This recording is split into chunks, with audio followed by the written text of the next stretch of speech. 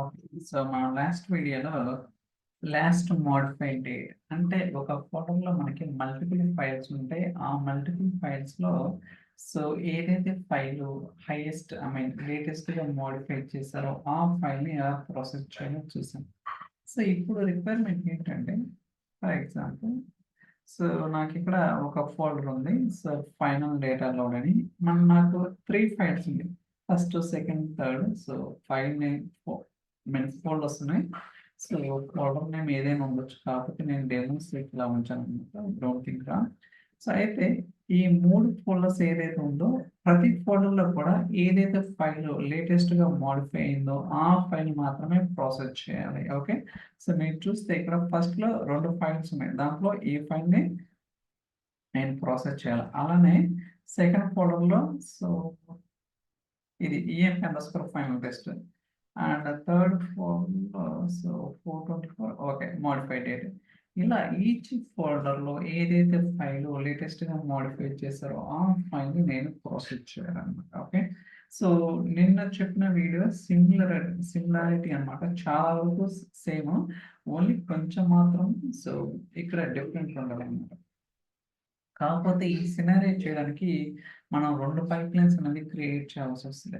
ఎందుకు 2 పైప్‌లైన్స్ అంటే, so, first ఇది పేరెంట్ అనుకోండి. సో, పేరెంట్ పైప్‌లైన్‌లో ఫస్ట్ నేనేం చేస్తానంటే, గెట్ మెటాడేటా యాక్టివిటీ యూజ్ చేసుకొని, ఆ రూట్ ఫోల్డర్‌లో ఏదైతే సబ్ ఫోల్డర్స్ ఉంటాయో వాటన్నిటిని కూడా ఇటరేట్ చేస్తాను. ఓకే. Child items.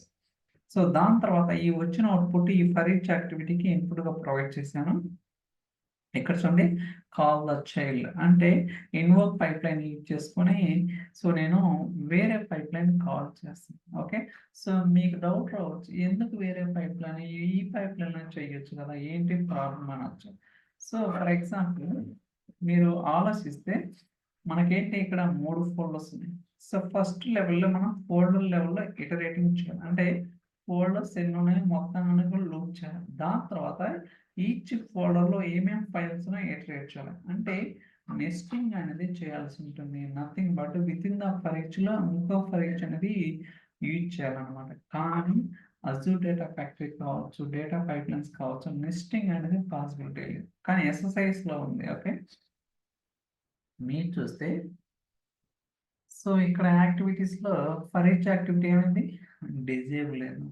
అంటే ఇక్కడ అజూర్ డేటా ఫ్యాక్టరీ కావచ్చు, లేకపోతే డేటా పైప్‌లైన్స్ కావచ్చు, నెస్టింగ్ అనే కాన్సెప్ట్ లేదు కాబట్టి, వేరే పైప్‌లైన్ క్రియేట్ చేసి ఇక్కడి నుంచి వచ్చే అవుట్‌పుట్ ఏదైతే ఫోల్డర్ ఉందో, ఆ ఫోల్డర్ నేమ్ అనేది వేరే పైప్‌లైన్‌కి ఇన్‌పుట్‌గా ప్రొవైడ్ చేసి, ఆ ఫోల్డర్‌లో ఉన్న ఫైల్స్‌ని మళ్ళీ ఇటరేట్ చేస్తామన్నమాట. ఇది కాన్సెప్ట్. ఓకే.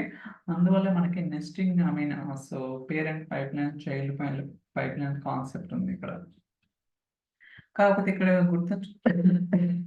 ఇక్కడ సారీ. ఇక్కడ గుర్తుంచుకోవాల్సింది ఏంటంటే, ఇప్పుడు ఇది సెకండ్ పైప్‌లైన్. సో, ఇది సెకండ్ పైప్‌లైన్ కదా! సో, ఈ పైప్‌లైన్‌కి ఫోల్డర్ నేమ్ ఎలా వస్తుందంటే, ఫస్ట్ పైప్‌లైన్ నుంచి ఏదైతే ఫర్ ఈచ్ యాక్టివిటీ నుంచి మనకి ఫోల్డర్ వస్తుంది కదా! ఆ వచ్చిన ఫోల్డర్ అనేది ఇక్కడ మనం ఒక పారామీటర్ క్రియేట్ చేసి మీరు అబ్జర్వ్ చేస్తే ఇక్కడ పారామీటర్ ఉంది కదా! ఈ పారామీటర్ ఏదైతే ఉందో మనం పేరెంట్‌లో కాల్ చేసినప్పుడు సో, దీనికే వాల్యూ వచ్చేసరికి ఇక్కడ ఫర్ ఈచ్ యాక్టివిటీ నుంచి వచ్చే అవుట్‌పుట్ అనేది ఇవ్వాల్సి ఉంటుందన్నమాట. ఓకే. సో, దాని ద్వారా ఇదేం చేస్తుంది, ఓకే. ఫస్ట్ ఫోల్డర్ అనేది ఉంది కదా! ఆ ఫస్ట్ ఫోల్డర్‌లో ఏదైతే ఫైల్స్ ఉన్నాయో వాటికి ఇటరేట్ చేస్తుంది. చూడొచ్చు.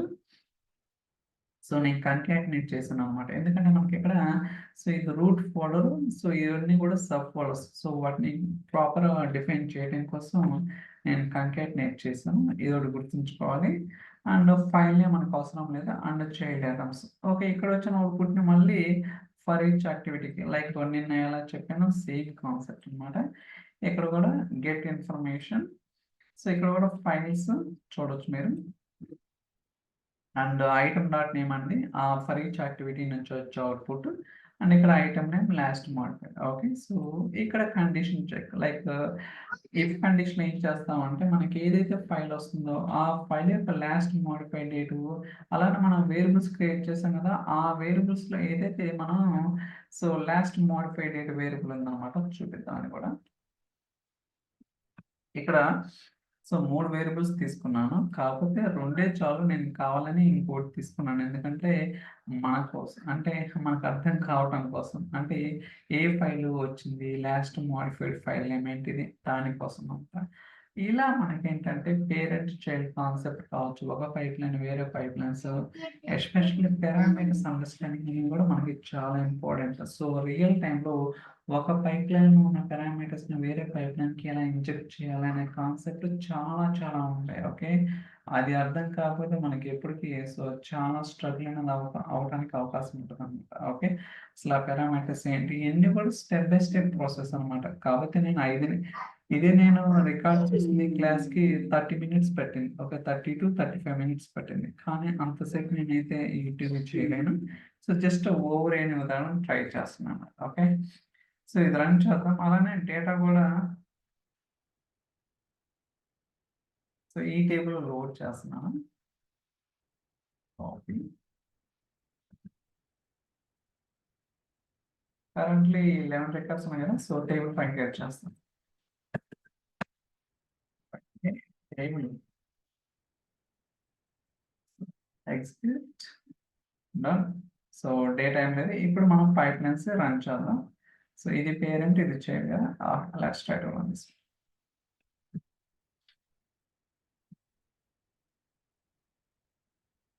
ఓకే. ఇప్పుడు మనకి పేరెంట్ ఎగ్జిక్యూట్ అవుతుంది. బట్ ఇనీషియల్‌గా మీకు చాలా కన్‌ఫ్యూజ్ అనిపిస్తది. బట్ 1, 2 సార్లు ప్రాక్టీస్ చేస్తే చాలా ఈజీ. ఇక్కడ పెద్ద కాంప్లికేటెడ్ లాజిక్స్ ఏమి ఉండదనమాట. ఓకే. నిన్న వీడియో మీరు ప్రాపర్‌గా చూసినట్టయితే ఇది చాలా వరకు అర్థమవుతుంది. సో నేను వీడియో చూడకుండా డైరెక్ట్‌గా ఇది చూస్తే ఏమి అర్థం కాదు ఫస్ట్.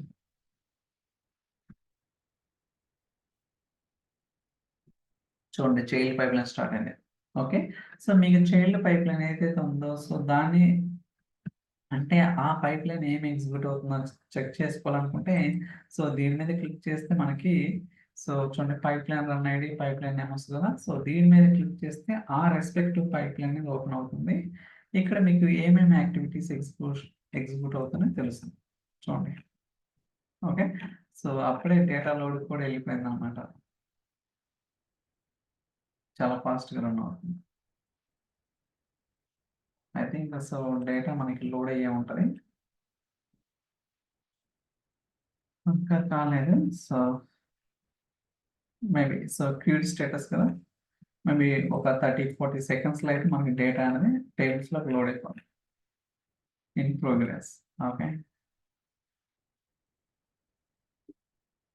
డేటా ఎక్కువ లేదు. Just 4 records, 3 records. ఎందుకంటే మనకు కాన్సెప్ట్ అర్థం కావడం ఇంపార్టెంట్. ఇక్కడ డేటా ఎంత లోడ్ చేసాం అన్నది కదా! ఓకే.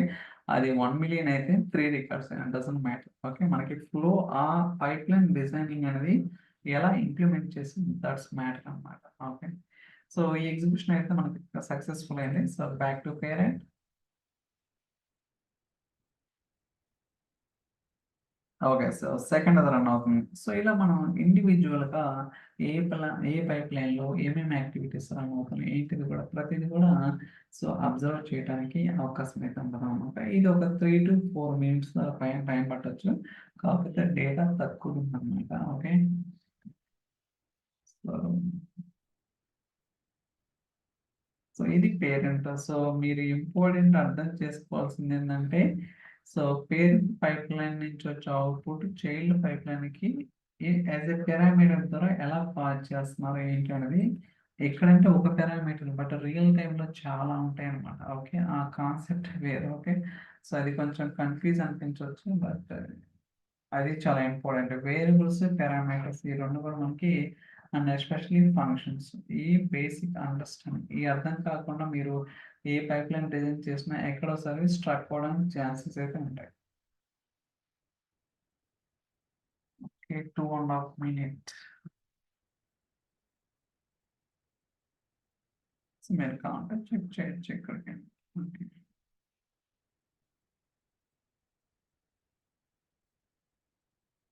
ఐ థింక్ ఇది కూడా సక్సెస్ అయింది. మళ్ళీ బ్యాక్.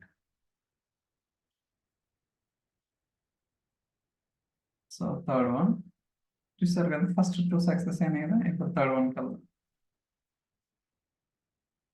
ఓకే.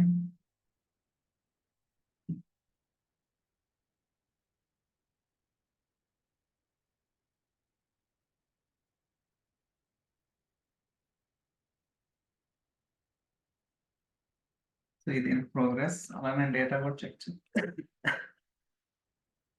సో మనకి డేటా కూడా లోడ్ అయింది. వెళ్ళిపోయిందా?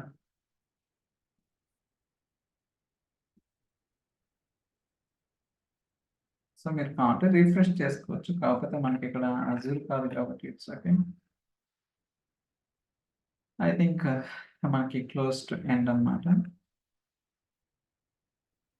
సో 1 మినిట్, 1.5 మినిట్ పడుతుంది. అంతకు మించి ఎక్కువ ఏం పట్టడం లేదు డేటా లోడింగ్‌కి. ఓకే. సో మనకైతే 11 రికార్డ్స్ వచ్చేసినాయి కదా! సో ఇలా మనం ఏంటంటే ప్రాసెస్ చేయొచ్చనమాట. ఓకే. సో పేరెంట్, చైల్డ్ ఇలా రకరకాల మీకు రియల్ టైమ్‌లో ఖచ్చితంగా ఉంటదనమాట. ఓకే. డామ్ ష్యూర్‌గా ఒక పైప్‌లైన్ వేరే పైప్‌లైన్ కాల్ చేయటం, దాని నుంచి పారామీటర్స్ ఇంజెక్ట్ చేయటం, దాని నుంచి డేటా సెండ్ చేయడం రకరకాలుగా ఉంటదనమాట. ఓకే. సో నేనేమంటానంటే కాన్సెప్ట్ నేర్చుకోవడానికి ట్రై చేయండి. సో దట్ మీరు ఎలాంటి సినారియోని ఎదురు చేయడానికి అవకాశం ఉంటుంది. Thank you. బై.